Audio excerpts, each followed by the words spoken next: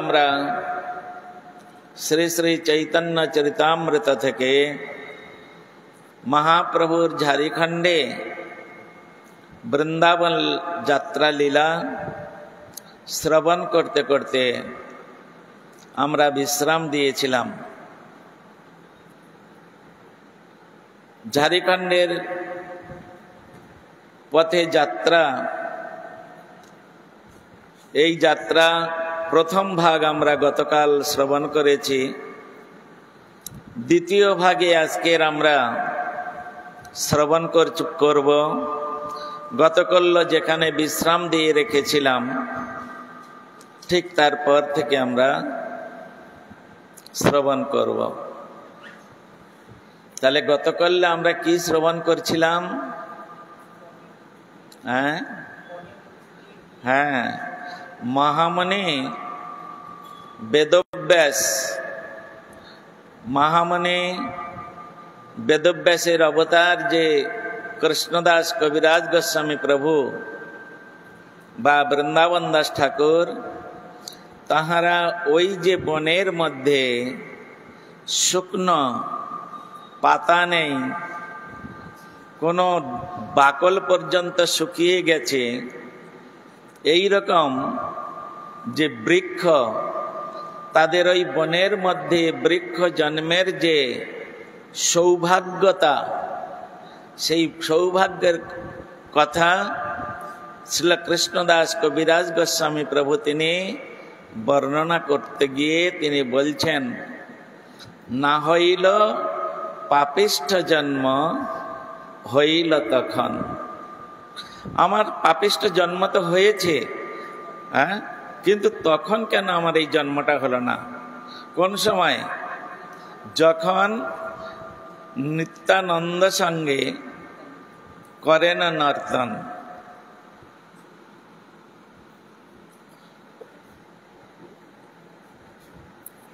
চৈতন্য মহাপ্রভু যখন তিনি নিত্যানন্দ প্রভুর সঙ্গে তিনি নদিয়াতে নৃত্য করেছিলেন, তখন কেন আমার জন্মটা হলো না? তাহলে ওই মোরা বৃক্ষের যে সৌভাগ্য হয়েছে, নিশ্চয়ই আমারও তখন সেই সৌভাগ্য হতো। তাহলে দেখো, আমি ওই একটি মোরা বৃক্ষের থেকে কত আমি ঘৃণিত, কত দুর্ভাগ্য আমার। সত্যিই কি তিনি দুর্ভাগ্যবান? তিনি দৈনবশত বলতে পারেন, কিন্তু কৃষ্ণদাস কবিরাজ গোস্বামী প্রভুর মতো এইরকম একজন ব্যক্তি ন ভূত ন ভবিষ্যতি, তার মতো রসিক শেখর ভক্ত আপনারা যদি, কি আর বলবো আপনাদের, যতই আপনারা পড়ুন না কেন তার মধ্যে প্রবেশ করতে পারবেন না। গোবিন্দ লীলামৃত গ্রন্থ, শ্রী কৃষ্ণদাস কবিরাজ গোস্বামী প্রভুর চরম অবদান গ্রন্থ, তুলনাই হয় না। তাতে সমস্ত কৃষ্ণ লীলা, গৌর লীলা একাধারে বর্ণন করতে করতে করতে করতে এমন ডিপলি তার মধ্যে প্রবেশ করেছেন যে চিন্তার অতীত, চিন্তার অতীত, কোনো প্রকারে সেটা সম্ভব নয়। যাই হোক, আজকে তিনি এইরকম যাচ্ছেন, আর বলভদ্র ভট্টাচার্য এবং তাহার যে সেবক মহাপ্রভুর পিছনে এই সুন্দর দৃশ্য দর্শন করতে করতে আনন্দে বিভোর হয়ে, আর তারাও নৃত্য করতে করতে মহাপ্রভুর পিছনে পিছনে যাচ্ছেন। এমন সময় কোথা থেকে একদল মৃগী চলে আসলো। মৃগী মানে হরেন। তারা চলে আসলো, আর তারা কেউ মহাপ্রভুর সামনে, কেউ মহাপ্রভু দুই পার্শ্বে, কেউ আবার পিছনে। কখনো কখনো ওই মৃগীগণ তারা মহাপ্রভুর কি করছেন, তাদের জিহ্বা দিয়ে মহাপ্রভুর গাত্র লেহন করছেন। কখনো কখনো তাহাদের যে শিং আছে সেই শিং দিয়ে মহাপ্রভুর গাত্র স্পর্শ করে তারা অত্যন্ত আনন্দ সুখ অনুভব করছেন। কখনো কখনো নিজেদের গায়ের সঙ্গে মহাপ্রভুর গা দিয়ে লাগিয়ে আর এইরকম চলতে আরম্ভ করেছেন। সামনে যে মৃগগুলো যাচ্ছেন তারা কি করছেন? মহাপ্রভু তো এইরকম নৃত্য করতে করতে যাচ্ছেন, সামনে যে মৃগগুলো তারা মহাপ্রভুর দিকে মুখ করেছেন। মুখ করে তারা মহাপ্রভুর ওই যে মুখের যে মধুরিমা, মুখামৃত, মুখ পদ্মামৃত, হ্যাঁ, এই আস্বাদন করছেন। আর তারা পিছনে পিছনে চলছেন। তারা সামনের দিকে চলছেন, তারা পিছনে পিছনে চলছেন। আর মহাপ্রভুর এইরকম মুখ মধুরিমা, তার মুখে ভগবানের, তার মুখে যে এই যে কৃষ্ণ কেশব কৃষ্ণ কেশব এই কীর্তন শুনতে শুনতে তারাও আত্মহারা হয়ে যাচ্ছে। এইরকম মহাপ্রভুকে চারিদিকে ঘিরে ধরেছে, একদম ঘিরে, আর তারা যাচ্ছে দুই পার্শ্বে মৃগী, সামনে পিছনে। এরকম ভাবে মহাপ্রভু কিছু দূর পর চলতে চলতে একদল বাঘ এসে গেছে। বাঘ এসেছে। আজকের মহাপ্রভুর কাছে যে সমস্ত মৃগীগণ তারা আশ্রয় নিয়েছে, হ্যাঁ, সেখানে বাঘ এসে গিয়েছে। এখন হরিণ আর বাঘ কোনোদিন একসঙ্গে থাকতে পারে? একসঙ্গে চলতে পারে কি? কিন্তু আজকের মহাপ্রভুর এই অপূর্ব লীলা বলভদ্র ভট্টাচার্য দর্শন করছেন। কি করছেন? মহাপ্রভু সেই বাঘগুলোর গায়ে হাত এইরকম হস্তমার্জনা করে দিচ্ছেন। আর বাঘগুলো মহাপ্রভুর দিকে তাকিয়ে তারাও হা করে কিছু একটা আ আ আ আ শব্দ করছে। মনে হচ্ছে যেন তারা বলছে মহাপ্রভুর সঙ্গে কৃষ্ণ কৃষ্ণ কৃষ্ণ কৃষ্ণ তারা বলছে। সেই বাঘগুলো কখনো কখনো হরিণের গলার সঙ্গে গলা মিলিয়ে একসঙ্গে কলাকলি করতে করতে চলেছে। এইরকম চলে গেছে, হিংসা ভাব সব ভুলে গেছে। হ্যাঁ, একজন চোর, একজন ডাকাত আর একজন গৃহস্থ, এরা কোনোদিন একসঙ্গে সব থাকতে পারে? হ্যাঁ, কিন্তু এমন একটা জায়গায় এসেছেন, এমন একটা পরিবেশে তারা আজকের এসে গেছেন যে তারা সব এক জায়গায়। কিভাবে না, সেখানে ভগবান যেখানে রয়েছেন সেখানে তিনি সবার অন্তরে পরমাত্মা রূপে রয়েছে। ওই বাঘের মধ্যেই যে পরমাত্মা রূপে রয়েছে তার মধ্যে প্রেরণা দিচ্ছে, দেখো তুমি কিন্তু এখানে বাঘ নও, তোমার এই যে বাইরের খোলসটা হচ্ছে বাঘের হতে পারে, কিন্তু অন্তরে তুমি হচ্ছে আমার অংশ। হ্যাঁ, বলা আছে না, মমই বাংশ জীবলোকে জীবভূত সনাতন, আমি জীবের হৃদয়ে পরমাত্মা রূপে অংশ রূপে আমি নিবাস করি। অতএব হে বাঘ, তুমি এই যে হরিণ দেখছো, ইও আমার সন্তান, তুমিও আমার সন্তান। সুতরাং তোমরা সবাই ভাই ভাই, তোমরা হিংসা করো না। এইটাই মহাপ্রভুর কাছে এসে তারা অনুভূতি করছে। এই জন্য একটা কথা আছে, সৎসঙ্গে স্বর্গবাস, তাই নয়? তারপরে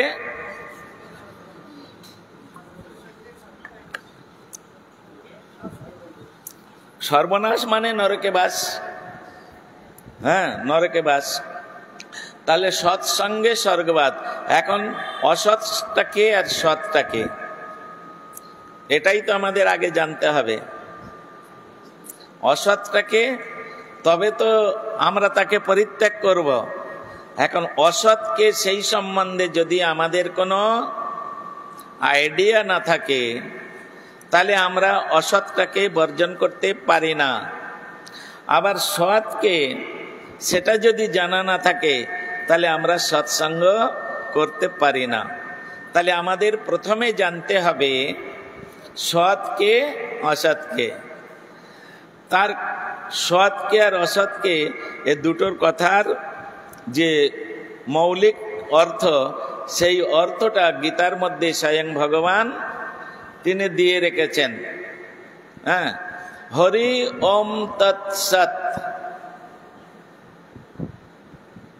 উপনিষদ বলছেন হরি ওম তৎসৎ। তাহলে হরি একমাত্র সৎ বস্তু। ভালো করে শুনবেন, হরি একমাত্র সৎ বস্তু। আর সেই সৎ বস্তুকে যারা আশ্রয় করে থাকে তারাই হচ্ছে সত্যাশ্রয়, তাদেরকে বলা হয়। হ্যাঁ, সেই সৎ বস্তুকে যারা আশ্রয় করে থাকে তারাই সৎ। তাহলে এখানে ক্লিয়ার হয়ে গেল, হরি যদি একমাত্র সৎ বস্তু হয়, তদ ব্যতিরেক যত বস্তু আছে সব অসৎ। হ্যাঁ, বলে কালী, দুর্গা, শিব, ব্রহ্মা, 33 কোটি দেবতা বৃন্দ, এরাও অসৎ, এরা সৎ নয়। হ্যাঁ, যাদের মধ্যে সত্য, রজ, তম তিনটে গুণ থাকবে তারাই অসৎ। আগে মোটামুটি আছে। হ্যাঁ, তাহলে সত্য, রজ, তম তিনটে গুণ যাদের মধ্যে থাকবে তারা হচ্ছে অসৎ। কিন্তু তিনটে গুণ আছে, তিনটে গুণের মধ্যে তিনটে গুণ একজনের মধ্যে থাকতে পারে না। সত্য, রজ, তম তিনটে গুণ থাকতে পারবে না। সত্য, রজ থাকতে পারে, সত্য, তম থাকতে পারে, তম আর রজ একসঙ্গে থাকতে পারে না। এর দুটো পৃথক পৃথক। হ্যাঁ, সত্য তম থাকতে পারে, সত্য রজ থাকতে পারে, আবার শুধু সত্য গুণ থাকতে পারে, কিন্তু তিনজনেই অসৎ। এরা তখনই এই সত্য, রজ, তম তিনটে গুণ বিশিষ্ট ব্যক্তি যখন বিশুদ্ধ সত্যের সঙ্গ করবে তখন তারা সত্যগুণ আশ্রয়ী হয়ে যাবে। বিশুদ্ধ সত্য, এই একটা এক জায়গায় ভগবান হচ্ছেন বিশুদ্ধ সত্য গুণের অধিকারী, জীব হচ্ছে এই তিনটে গুণের অধিকারী, সত্য, রজ, তম। বুঝতে পারছেন তো? মাথায় যাচ্ছে? জীব হচ্ছেন সত্য, রজ, তম তিনটে গুণের অধিকারী, আর ভগবান হচ্ছে বিশুদ্ধ সত্য গুণের অধিকারী। তাহলে যখন এই সত্য গুণটা বিশুদ্ধ সত্য গুণের আশ্রয়ে থাকবেন ততক্ষণ সে সত্য, সৎ, সত্য নয় সৎ, ততক্ষণ সে। যখন সে ওই বিশুদ্ধ সত্য গুণের আশ্রয় থেকে সরে আসছে তখন সে মায়া মুগ্ধ হয়ে গেল। এই জন্য শাস্ত্র বলেছেন চৈতন্য মায়া মুগ্ধ জীবের হয় সে ভাববুদ্ধ হয়। পিশাচি পাইলে যেন মতিচ্ছন্ন হয়, মায়াগ্রস্ত জীবের হয় সে ভাববুদ্ধ হয়। আমি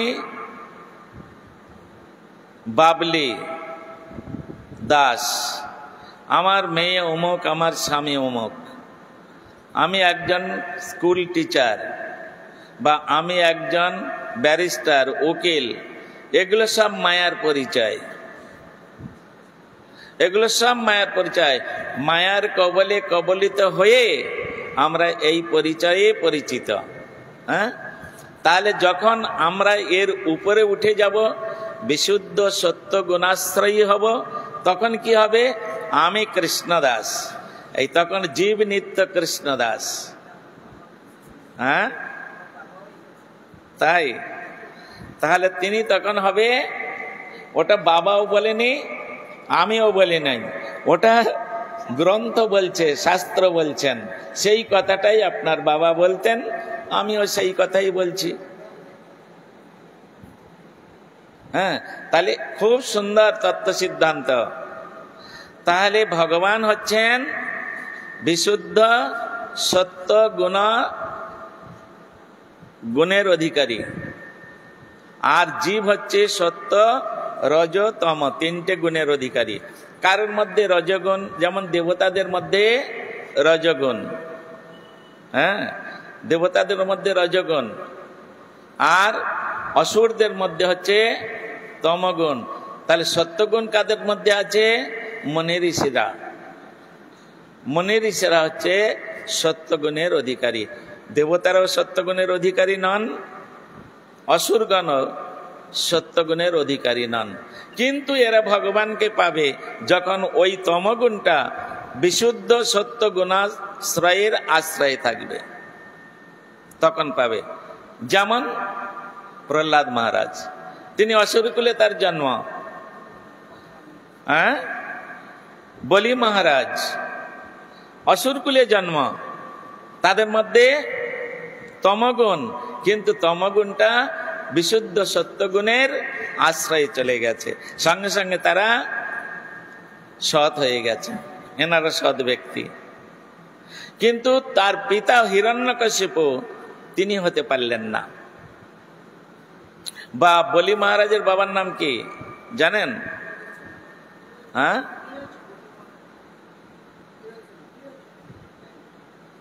কি বলে ওরা? ঠিক বলেছে তাই? ও, আমি বলি আপনি অন্য কিছু বলবেন। তাহলে বিরোচন, বিরোচনের পুত্র হচ্ছে, তাহলে বিরোচনও হতে পারলেন না, তিনি সৎ হতে পারলেন না, তিনি হচ্ছেন অসৎ। কিন্তু তার ছেলেটা বলি মহারাজ সৎ। কি অদ্ভুত ব্যাপার দেখুন। এই জন্যে ব্রাহ্মণ কুলে যেমন অসুর কুলে জন্মগ্রহণ করেও অসুর হয় না, আবার সৎ কুলে জন্মগ্রহণ করেও সৎ হয় না। তার প্রমাণ হিরণ্যকশিপু অসুর, তার ছেলেটা হচ্ছে সৎ, আবার তার ছেলেটা হচ্ছে অসৎ। সেই রকম ব্রাহ্মণ কুলে জন্মগ্রহণ করলে তিনি ব্রাহ্মণ হবেন না, তিনি অসুর হয়ে যাবেন। এটা স্বীকার করতে হবে ব্রাহ্মণদের। সৎকুল বিপ্র নহে ভজনের যোগ্য, সৎকুল বিপ্র নহে ভজনের যোগ্য। সুতরাং সৎকুলে জন্মগ্রহণ করলে যে বিপ্রগণ জন্মগ্রহণ করছেন তারা ভজনের যোগ্য নয়। কিন্তু চন্দাল কুলোদ্ভূত ব্যক্তি হয় ভজনের যোগ্য, তাহারা ভজনের যোগ্য। তার প্রমাণ গুহক চন্ডাল। তিনি তো চন্ডাল কুলোদ্ভূত। গুহক চন্ডাল নাম শুনেছ? গুহক চন্ডালের নাম শুনেছ? কোথায় আছে? কোন গ্রন্থের মধ্যে গুহক চন্ডালের কথা আছে? কীর্তনের মধ্যে। কীর্তনের মধ্যে ভালো করে চিন্তা করো। রামায়ণের মধ্যে, রামায়ণের মধ্যে গুহক চন্ডালের কথা রয়েছে। রামচন্দ্রের সঙ্গে তিনি মিত্রতা করেছিলেন, তাহলে চন্ডাল হলেও তিনি এমন সাধন। আবার রাক্ষস কুলে জন্মগ্রহণ করে বিভীষণ, তিনিও ভগবানের পার্ষদ হয়ে গেলেন। দুই ভাই, তিন ভাই, দুই ভাই হতে পারলেন না। এক ভাই ভগবান রামচন্দ্রের পাশে তার স্থান। তো এগুলো হবে তো, যেমন রামেরা দুই ভাই। রাম হচ্ছে কে? জগন্নাথের সেবক, আর তার ভাইটা হচ্ছে জীবনে কোনোদিন জগন্নাথের মন্দিরে ঢোকে না, প্রণামও করতে আসে না, কোনোদিন আরতি দর্শন কোনোদিন এসব কিছু করে না। তো হয় এরকম, হয়, এটা হয়। কেন? এটা পূর্ব জন্মার্জিত ধর্ম। ওর পূর্ব জন্মে কিছু করা নেই, সংস্কার নেই, কুলাঙ্গার। অত সুন্দর পরিবেশ পেয়েও সে করে না। কিন্তু এর আবার অন্য সম্পূর্ণ উল্টো। এই তো হচ্ছে কথা। কোনোদিন ঠাকুরের জন্য সেই ছেলেটা যে আজকের একটু ঠাকুরের জন্য ফল নিয়ে যাই, মিষ্টি নিয়ে যাই, এই জিনিসটাও কোনোদিন করে না। অনেকে নাস্তিক হতে পারে, কিন্তু ঠাকুরের জন্য তো এটুকু করে, সেও করে না। যাই হোক, তা সেই রকম ব্যাপারটা ওই রকম। ব্রাহ্মণ কুলে জন্মগ্রহণ করলেই যে তিনি ব্রাহ্মণ হবেন, এটা আশা করা যায় না।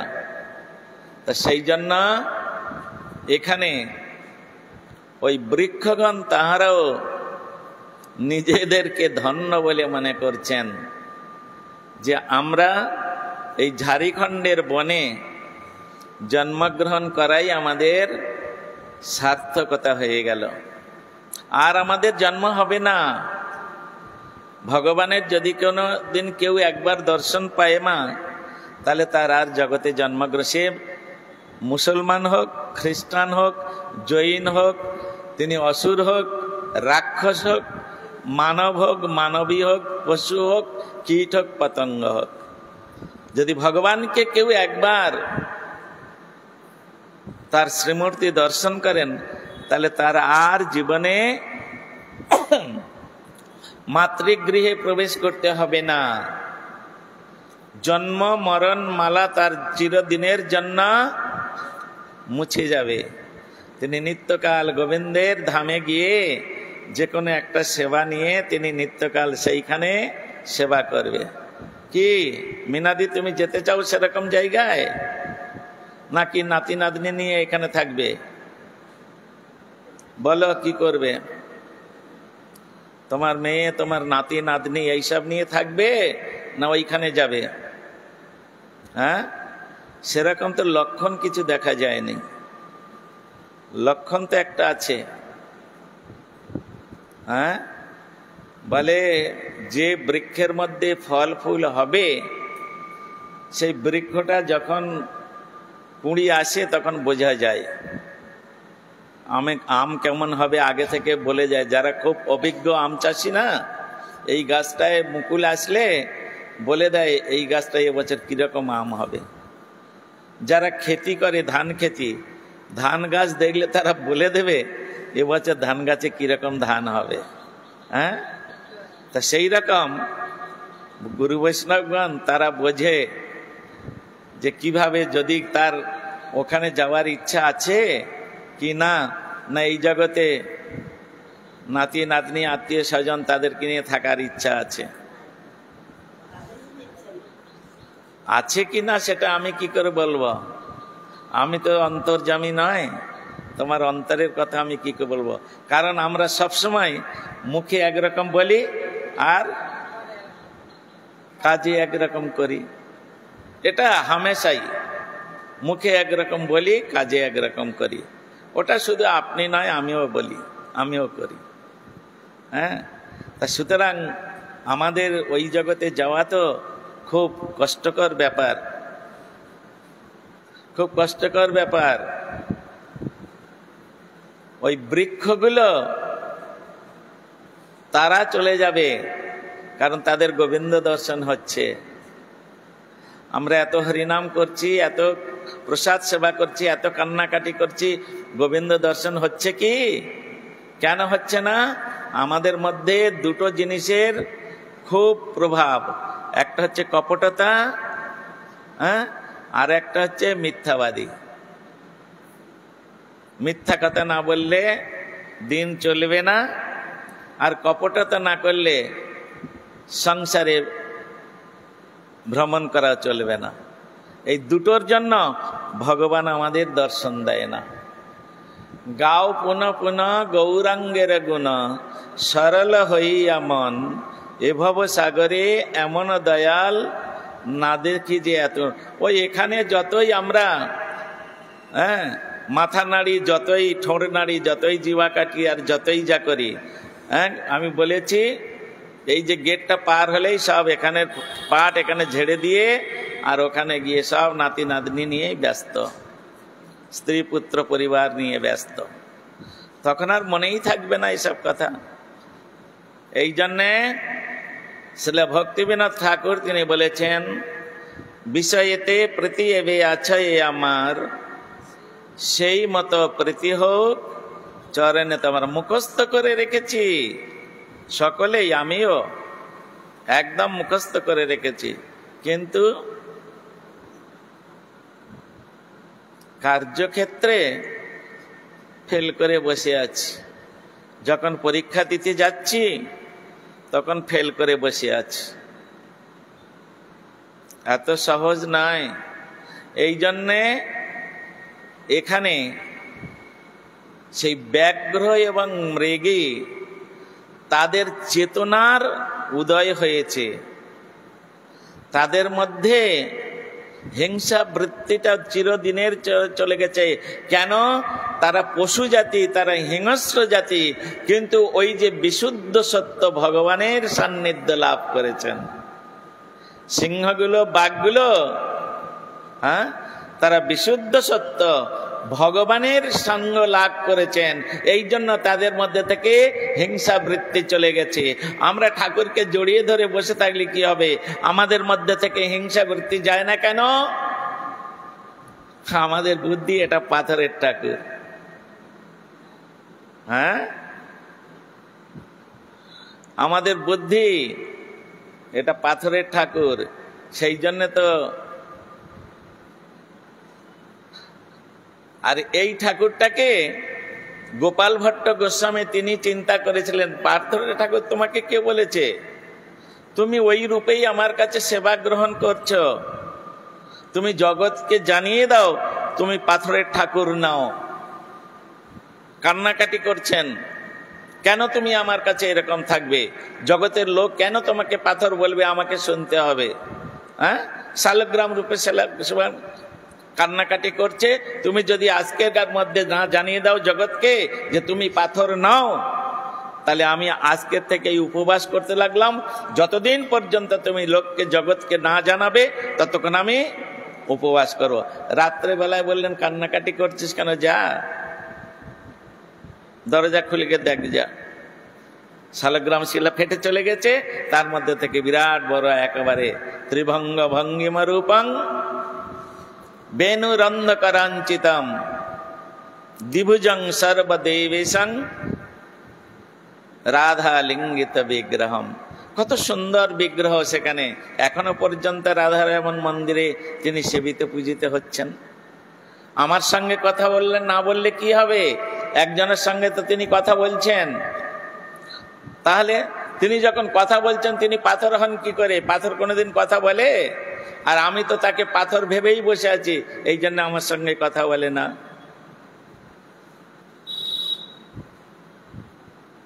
এই জন্য আমার সঙ্গে কথা বলে না। বাবলিদি বুঝতে পারছ? বড় লাইটটা জ্বলো। হ্যাঁ, তা এই তো আমাদের অবস্থা। আমরা কি সাধন ভজন করব? আমরা কি হরিনাম করব? 5 মিনিট মন্ত্র জপ করব, গুরু মন্ত্র। তার মধ্যে যদি বাচ্চা একটা ছেলে থাকে এসে কোলের উপরে ঝাপাং ঝাপাং করে বসলো, হ্যাঁ, তারপরে নাতি নাতনি তো আছেই, তাই এর দ্বারা মন্ত্র জপ হয়। এই জন্য গৃহে থেকে মন্ত্র জপ হয় না বলে মুনি ঋষিগণ বনে চলে যেতেন। তারা সবকিছু পরিত্যাগ করে দিয়ে, স্ত্রী পুত্র পরিবার সবকিছু ত্যাগ করে দিয়ে বনের মধ্যে নদীর ধারে বৃক্ষতলে বসে এক মনে তারা জপ করতেন।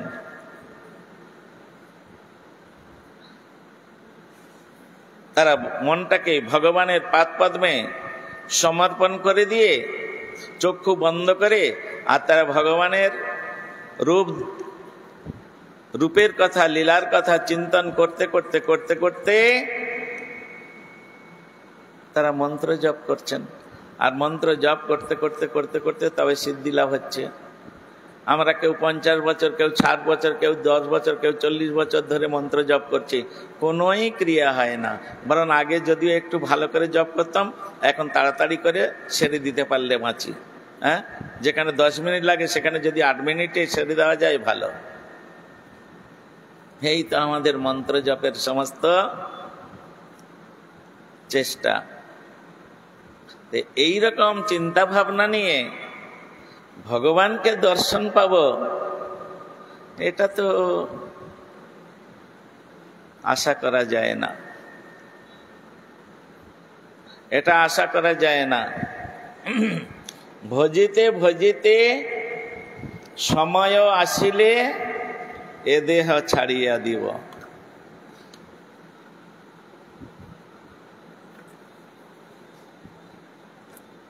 ভজনের যাহা প্রতিকূল তাহা দৃঢ় ভাবে ত্যাগিব। ভজনের জন্য যেটা প্রতিকূল ওটাকে তো ত্যাগ করতেই হবে।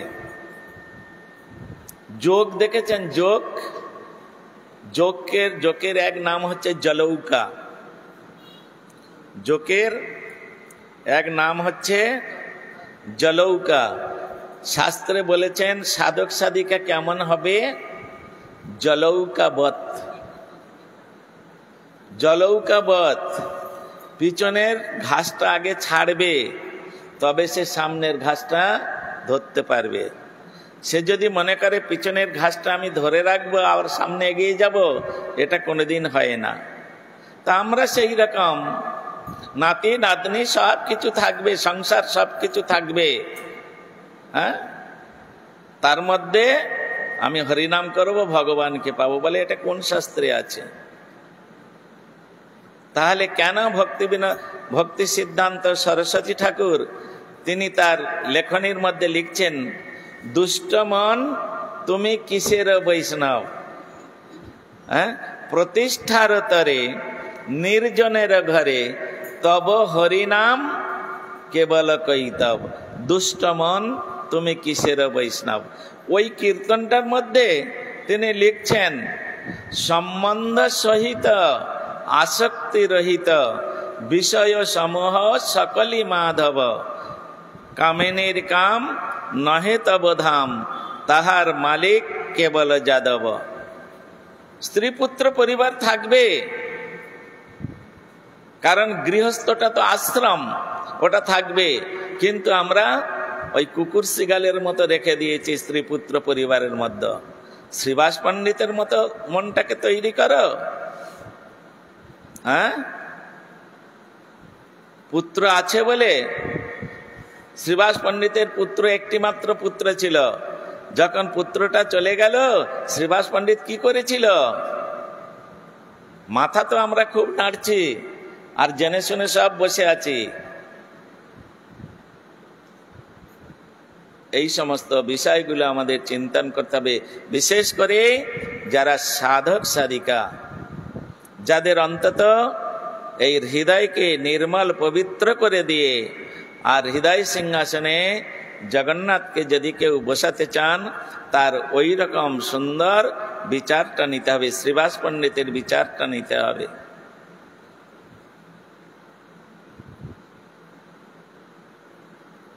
কত সুন্দর বিচার, সেই কথাই ভক্তি বিনোদ ঠাকুর লিখছেন। আমরা প্রায় কীর্তন করছি, রাধিকা দাসী যদি হই অভিমান, শীঘ্র মিলাই তবে গোকুলকান। সেই দিনটা কবে আসবে আমাদের? সেই দিনের জন্য অপেক্ষা করতে হলে, অপেক্ষা করলে শুধু চলবে না, আনার জন্য আসার জন্য চেষ্টা করতে হবে। আমাদের চেষ্টাই নাই। হ্যাঁ, গুরুদেব হরিনাম দিয়েছে, কোনোদিন 25,000 করলাম, কোনোদিন 10,000 করলাম, কোনোদিন হাতেই দিলাম না। আজ গুরুদেব বলে দিয়েছে তোমাকে রেগুলার 1 লক্ষ নাম জপ করতে হবে বাবা।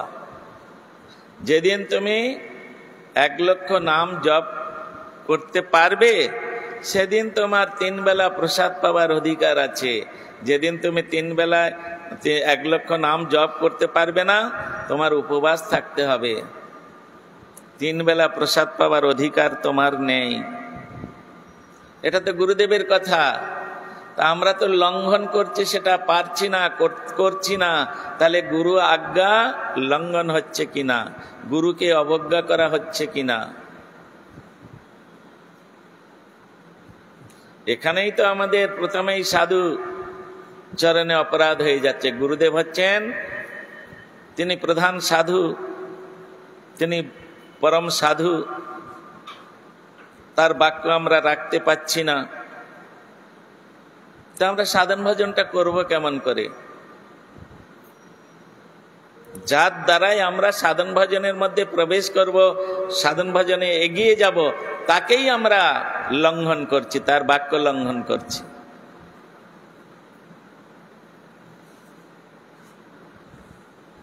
এই জন্য চৈতন্য চরিতামৃতের মধ্যে বললেন, বহু জন্ম করে যদি শ্রবণ কীর্তন, তথাপি না মিলে ব্রজের ব্রজেন্দ্র নন্দন।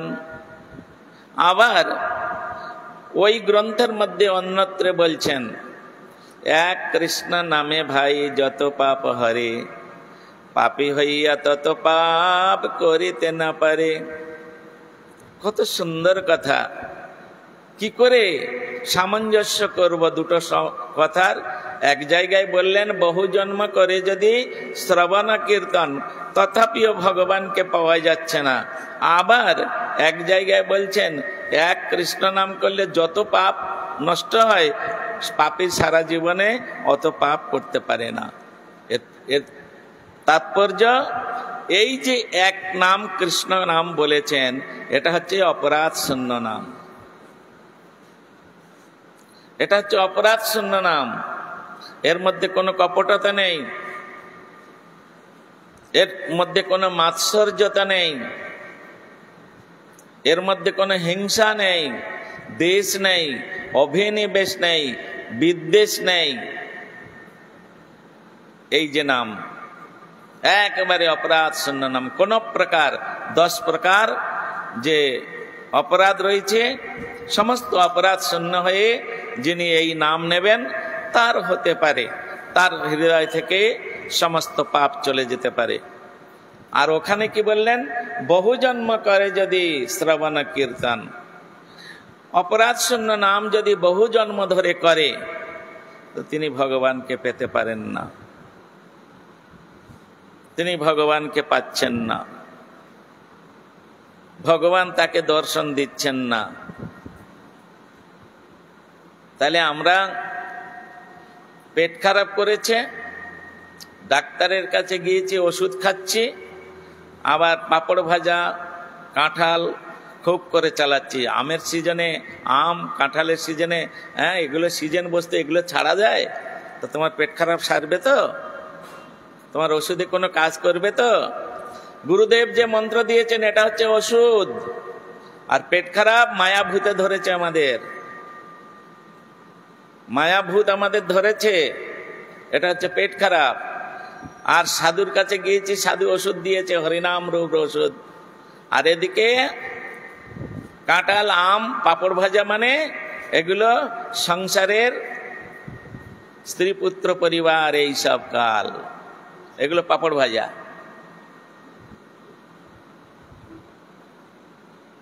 সিজন ফল, মায়ার জগতে এসেছি, মায়াকে ভালো করে ভোগ করে নেই। তাহলে কি করে পেট খারাপ সারবে বলুন?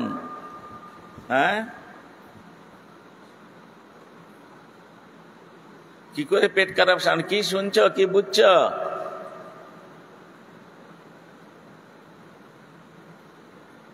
সারাদিন সংসারের মধ্যে ব্যস্ত, দিনান্তে একবার মন্দিরে যাব, ওটুকু রেগুলারও হয় না, হয় না।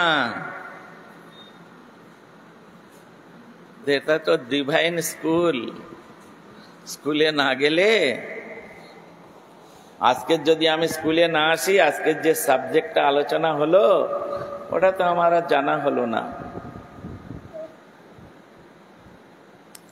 আমিও আপনাদের মতো স্টুডেন্ট, জানেন তো, অত টিচার, অত ভালো টিচার নাই। আমিও আপনাদের মতো টিচার, সেই জন্য আপনারাও ফাঁকিবাজ হয়েছেন, আমি যেমন ফাঁকিবাজ।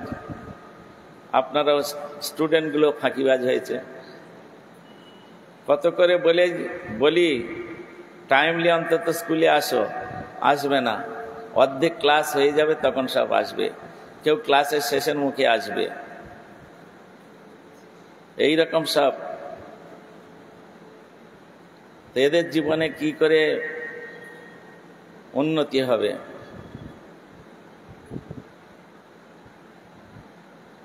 তা সুতরাং চৈতন্য চরিতামৃতের মধ্যে এই যে কৃষ্ণদাস কবিরাজ গোস্বামী প্রভু, তিনি এই যে মহাপ্রভুর বৃন্দাবন যাত্রা ঝাড়খণ্ডের পথে, এর মধ্যে বহু শিক্ষা আছে।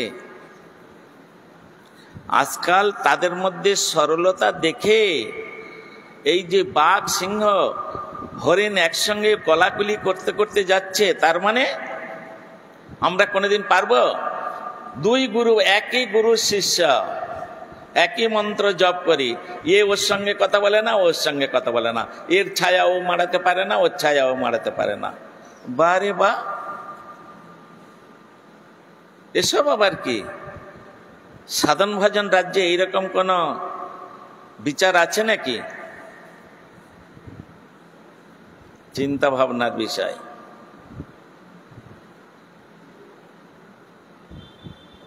আরতি প্রদীপটা ঠিক করো, সে কখন আসবে? ওইতে এসে গেছে। তো এখন এই জন্য এগুলো খুব ডিপলি চিন্তা করতে হবে দিদি। হ্যাঁ, সত্যি যদি আমাদের কল্যাণ চাই, আর তা না হলে সময় কাটানোর জন্য অনেকে মঠে আছে, বাড়িতে বউ ঝাঁটা লাঠি মারে, তো হ্যাঁ, নাতি নাতনিগুলো খুব উৎপাত করে, বউ ঝাঁটা লাথি মারে, তার জন্য চল বাবা অন্তত ঘন্টাখানেক মন্দিরে কাটিয়ে আসি, এদের হাত থেকে তো বাঁচবো, সময় কাটাতে অনেকে আসে। আর তারপরে যা বসে থাকি, একটু মহারাজ বকর বকর করলো, লাস্টে একটু তো প্রসাদ পাওয়া যাবে, এরকম চিন্তা ভাবনা করে লাস্টের দিকে আসে। নাতি নাতনিকে খাইয়ে দাইয়ে তাদের আদর টাদর করে দিয়ে, বৌমার জল টল তুলে দিয়ে তারপরে আসে। এইরকম অনেকে আছে, বাড়িতে কোনো কাজ নাই। আমি নাম বলে দিতে পারি তাদের বাড়িতে কি কাজ আছে, আমাকে বলুক। তারা টাইমলি কেন আসেন না?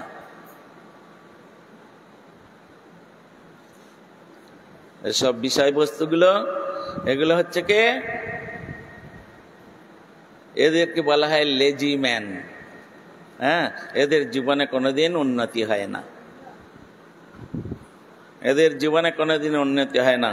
তাই এখানে সেই কথাই বলছেন, ব্যাঘ্র সিংহ মৃগে মেলে চলে একসাথ।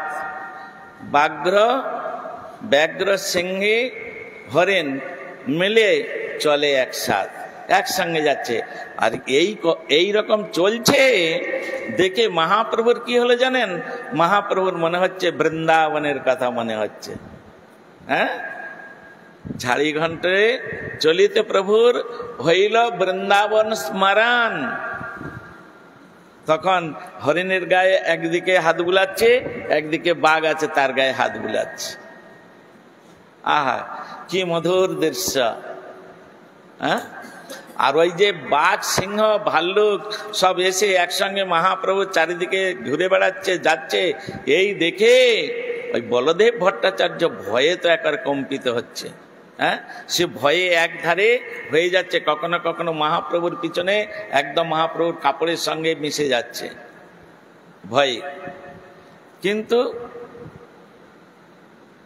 চিন্তা করতে, বলভদ্র ভট্টাচার্য মাঝে মাঝে চিন্তা করছে, আরে বাঘ আর হরিণ যদি একসঙ্গে কলাকলি করতে করতে যায়, তারা তো কিছু বলছে না। হ্যাঁ, তাহলে আমি যদি কিছু না বলি, আমি যদি ওদের গলা জড়িয়ে ধরি, তাহলে ও আমাদের কিছু বলবে না। হ্যাঁ, কারণ যেহেতু আমরা এমন একটা বস্তুকে আশ্রয় করেছি, যে বস্তুকে আশ্রয় করলে সমস্ত দুঃখ কষ্ট জ্বালা যন্ত্রণা সবকিছু দূরীভূত হয়ে যায়। সেটা হচ্ছে একমাত্র গোবিন্দের চরণ, মহাপ্রভুর চরণ। সেই মহাপ্রভুর চরণে আমরা আশ্রয় করেছি, সুতরাং আমাদের তো কষ্ট দুঃখ পাবার কথা নাই। কিন্তু আমরা পাচ্ছি কেন? আমরা ভগবানের চরণ নামকে অস্তে আশ্রয় করেছি। আমাদের মধ্যে কোনো দৃঢ়তা নেই, কোনো বিশ্বাস নেই, কোনো শ্রদ্ধা নেই, ভক্তি নাই। প্রসাদটা যখন খাবো না, বেশ শ্রদ্ধা করে ভক্তি করে খাই। হ্যাঁ, রসগোল্লা, পুষ্পন্ন, এগুলো খুব শ্রদ্ধা করে ভক্তি করে খাই। হ্যাঁ, কিন্তু হরিনামটা করার বেলা তখন আর শ্রদ্ধা ভক্তি থাকে না। 1 লক্ষ হরিনাম কে জপ করে? হাত তুলে দেখাক তো। আমি রেগুলার 1 লক্ষ হরিনাম জপ করি। এখানে যারা বসে আছেন, গুরুদেবের কাছ থেকে হরিনাম যারা নিয়েছেন, 1 লক্ষ হরিনাম হাত তুলতে পারবেন? আমাকে যদি আপনারা প্রশ্ন করেন, হ্যাঁ, আমি হাত তুলতে পারবো। আমি এটা গ্যারান্টি সহিত আপনাদের বলতে পারি। হ্যাঁ, সব সময় সারা দিনে করলেই হলো। ঘুম থেকে ওঠা থেকে ঘুমাতে যাওয়া পর্যন্ত যে কোনো সময় আপনি করতে পারেন। কোনো কালাকাল বিচার করেনি তো? কি শয়নে কি ভজনে কিবা জাগরণে, অহর্নিশ চিন্ত কৃষ্ণ বলহ বদনে। গৃহস্থ বৈরাগিরে কহে গোরা রায়, দেখো ভাই যেন নাম নাহি দিন নাহি যায়। এই তো মহাপ্রভুর কথা, এটাই তো মহাপ্রভুর কথা। অন্তত 50,000 নাম করুন। 1 লক্ষ না করতে পারেন, রেগুলার 50,000 নাম করুন। একজন আমার গুরু ভাই ভগ্নিগণ আছেন, একজন আছে সারাদিন হরিনামের মালায় হাত দেয় না। দুর্ভাগা, দুর্ভাগী এরা। হ্যাঁ, এদের কপালে কি আছে জানি না। হরিনামের মালা ছোঁয় না, একদিন চলে যায়। বাড়িতে আত্মীয় স্বজন ইত্যাদি সমস্ত এসেছে, জামাই বউ আর নাতি নাতনি এসেছে, ব্যাস, ও হরিনাম কোথায় পড়ে থাকলো। সুতরাং এগুলো তো বিচার্যের বিষয়। এরকম ভাবে হয় না। সরলতা, অমানি মানদ, এগুলো হচ্ছে ভজনের অনুকূল। নিষ্কপটতা। একটা ছেলের বিয়ে আসছে, পুজো আসছে, ছেলের জন্য বা মেয়ের জন্য 1000 টাকার কাপড় কিনে বসে এলাম। হ্যাঁ, তাদের প্রতি আমার কত দরদ। ঠাকুরের জন্য যদি বলে মা তোমাকে একটা শাড়ি দিতে হবে, তখন দিল হয়তো 300-400 টাকাদের একটা শাড়ি এনে দিল। হ্যাঁ, বললে দেবে, হয়তো অনেকে দেয়। কিন্তু ঠাকুরের জন্য আমি যখন পরবো একটা শাড়ির দাম 2000-1500 টাকা, আর ঠাকুরের যখন রাধারানীর শাড়ি দিতে হবে তখন 300 টাকা। ঠাকুর তো কিছু বলবে না। হ্যাঁ, ও তো বলতে পারে পাথর তো।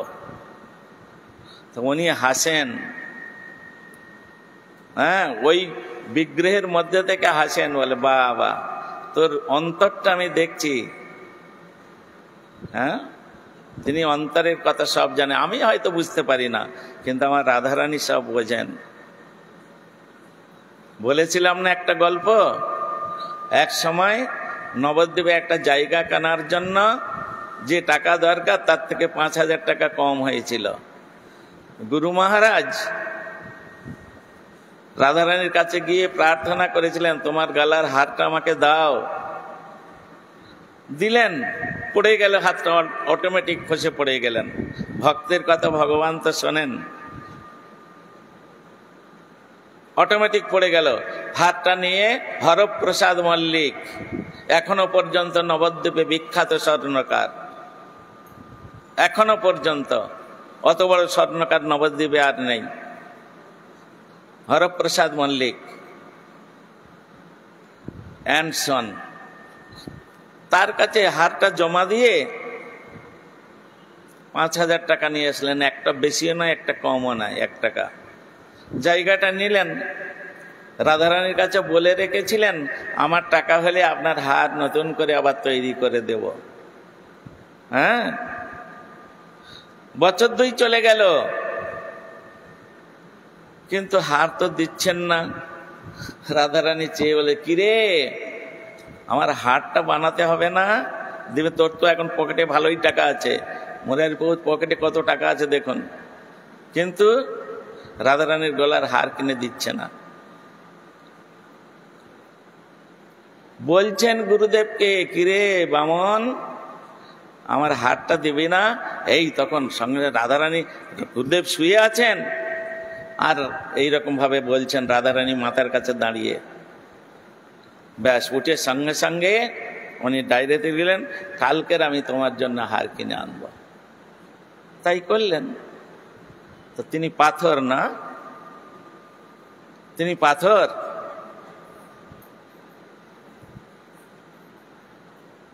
পোড়া অন্ন ভোগ লাগিয়েছে, রাধারানী সেবা করেননি। 2000 কিলোমিটার দূরে রাত্রে ঘুমাচ্ছে, 1:30টার সময় গিয়ে মাথার কাছে দাঁড়িয়ে বলছেন, খেয়ে দিয়ে খুব তো ঘুমাচ্ছিস, আমি যে না খেয়ে রয়েছি কেন? তোমাকে ভোগ লাগানো হয় নাই? হ্যাঁ লাগিয়েছিল, পোড়া অন্ন, ওটা আমি খাই, তারা খেতে পারেনি। যাকে তাকে বলবেন না। এই হচ্ছে নিষ্কপটমতি বৈষ্ণবেরও প্রতি। এই দশা কবে পাব? কবে সংসার সিন্ধু পার হয়ে তব ব্রজপুরে যাব। এই নিষ্কপট হতে হবে ভাই। আমার মায়েদের কাছে, দিদিদের কাছে নিবেদন, যতটুকু পারেন নিষ্কপট হবেন গুরু বৈষ্ণবের প্রতি, ভগবানের প্রতি। কপটতা করবেন তো বাড়ির সঙ্গে, স্ত্রী পুত্র পরিবার তাদের সঙ্গে কপটতা করুন, কিন্তু গুরু বৈষ্ণবের সঙ্গে কপটতা করলে, ভগবানের কাছে কপটতা করলে তার তো কপালে দুঃখ ছাড়া সুখ কোনোদিন হবে না। বিষয়বস্তুগুলোতে এইভাবে সাজানো হয়েছে। বাঞ্ছা কল্পতরুভ্যশ্চ কৃপা সিন্ধুভ্যেব চ পতিতানাং পাবনে